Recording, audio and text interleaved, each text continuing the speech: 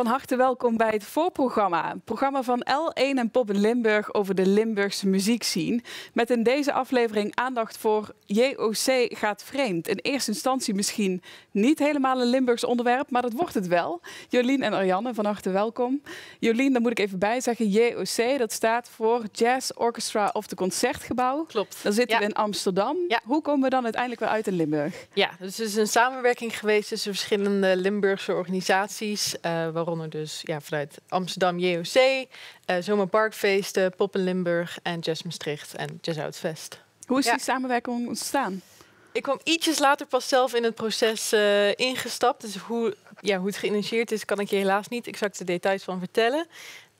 Maar het is dus echt wel samenwerking om hier de Limburgse partijen met Amsterdam te connecten. En zeker dat wij als ook de Limburgse muzikanten hier kennen. En zo hebben ze eigenlijk aan elkaar gekoppeld. En dan juist inderdaad ook allerlei verschillende genres. Zeker. Daar hebben we inderdaad echt op geselecteerd. Zodat het een mooi verschillend aanbod werd. En dat ook juist geen jazzmuzikanten mee gingen doen met het jazzorkest. Dus juist op zoek naar andere stijlen. Ja. Ariane, je bent bij dat project betrokken geraakt. Je maakt muziek onder de naam R-Jane. Geen jazz, Nee. maar wel met dat orchestra aan de slag. Hoe was dat voor jou? Ja, ik vond het echt vet. Toen ik dat voorbij zag komen dat je daarvoor kon opgeven en dat je daarvoor geselecteerd kon worden, dacht ik eerst, ik twijfelde even, want ik dacht, ik doe echt totaal geen jazz en kan ik dat wel? Maar ik ben echt super blij dat ik gekozen was, want het was wel een vette ervaring en juist om dat soort mensen met jouw nummers aan de slag gaan die heel anders zijn, was wel een unieke ervaring. Ja, een kleine sfeerimpressie van hoe dat ging.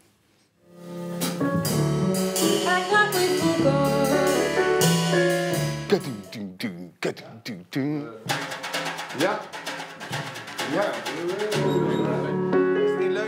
Hoe is dat nou, dat jij met je eigen liedje daar aankomt en dat iedereen daar dan mee aan de slag gaat en dingen uitplukt? Ja, ik heb dat natuurlijk al bij mijn eigen band. Dan doen we het ook samen arrangeren en dan kom ik ook met een liedje. Dus dat heb ik al een beetje gedaan. Alleen nu was het natuurlijk zo'n veel groter orkest en zoveel professioneler. En een coole arrangeur, Ronald Kool, die daarmee aan de slag is gegaan. Dat was wel next level. En ik vond de eerste repetitie waar we echt compleet waren wel... het gaf wel een kick. Dat ik dacht, zoveel geluid en dat allemaal met mijn nummer. Dat was echt leuk. Wat waren dingen die er opeens uitsprongen? Dat je dacht, zo heb ik zelf nog nooit naar het nummer geluisterd. En nu opeens komt dat erbij? Of wordt dat ervan gemaakt? Ja, het was vooral... Bij één nummer heeft Ronald meer geëxperimenteerd. Dus is het echt meer jazz. En het andere nummer bleef iets meer pop. Dus bij degene waar het meer jazz werd, dacht ik in het begin wel van... wat gekke klanken en akkoorden. En dat is zo anders. Maar het wende wel of zo. Het was wel echt passend. Dus zo is mijn smaak ook weer iets verbreed. Jolien, wat heb je teruggekregen, ook van andere artiesten, van die samenwerking? Nou, dat het wel echt een hele bijzondere ervaring inderdaad was. Vooral dat het je eigen muziek in een heel ander jasje en met zulke echt professionele muzikanten, dat samenspel. En ook vooral doordat het echt een show is gemaakt met al die verschillende Limburgse muzikanten. Ook echt over de hele regio. En zo binnen, tussen die verschillende muzikanten, waaronder jij dus één was, werd dat samen echt een te gek geheel. Ja, want dat is natuurlijk één, die muziek samen maken. Maar daarna moet het ook nog live gebeuren. Hoe was dat om live op het podium te staan met zo'n grote groep mensen achter je opeens? Ja, cool. Ja, de eerste keer was een try-out. En dat was in een heel klein theatertje. Dus toen kwam het echt zo erg samen. En iedereen was ook een beetje zenuwachtig. Maar ik had ook weer andere muzikanten uit Limburg leren kennen die ik nog niet kende. Dus het was wel leuk om dat met hun te delen. En dat toen voor de allereerste keer, dat gaf wel echt kipvel. Dat ik dacht, je voelt je ook echt zo'n... ik voelde me echt zo'n powervrouw met zo'n heel orkest achter me.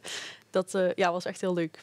Want er zijn nu 3 concerten geweest, Jolien. En wat staat er nog op de planning? Nou, we zijn nog inderdaad aan het plannen voor een concert ook in de Randstad. Dus richting Amsterdam. Maar dat kunnen we nog niet bevestigen. Maar daar komt zeker nog iets speciaals aan. Ja. En verder denken jullie wel van, dit gaan we vaker doen, ook met andere artiesten? Of hoe gaat die samenwerking verder? Tot nu toe kan ik nog niet veel vertellen over de plannen die er in de toekomst staan. Maar het was wel zo'n mooie samenwerking dat we daar zeker echt voor openstaan om dat nog eens te herhalen.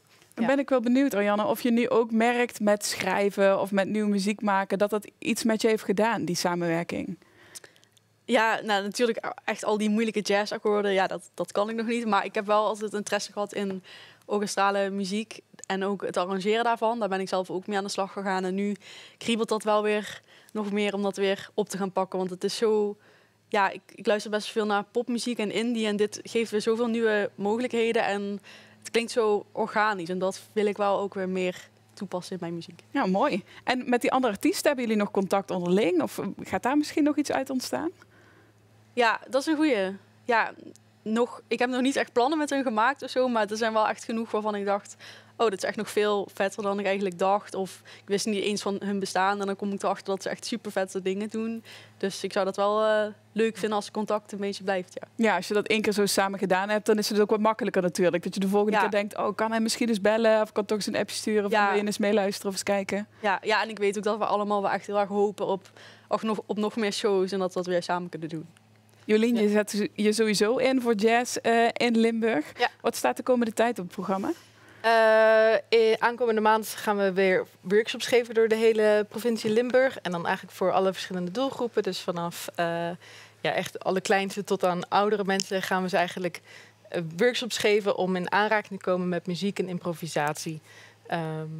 Dus dat staat er voor mij op de planning binnenkort. En we hebben elke maand de Pop-up Jazz Club, waarin we een klein theatertje omtoveren tot een echte soort van donkere, stormy jazzclub met echt een hele toffe programmering. Ja, eigenlijk alles om te laten zien dat jazz niet ergens achter een hoge drempel ligt, niet. waar je heel veel moeite voor moet doen, maar dat iedereen met Precies, jazz in ja, we willen het zo aanraking moet toegankelijk komen. mogelijk maken. Ja, daar ben je nu het voorbeeld van, Arianne. Je Ja. bent om.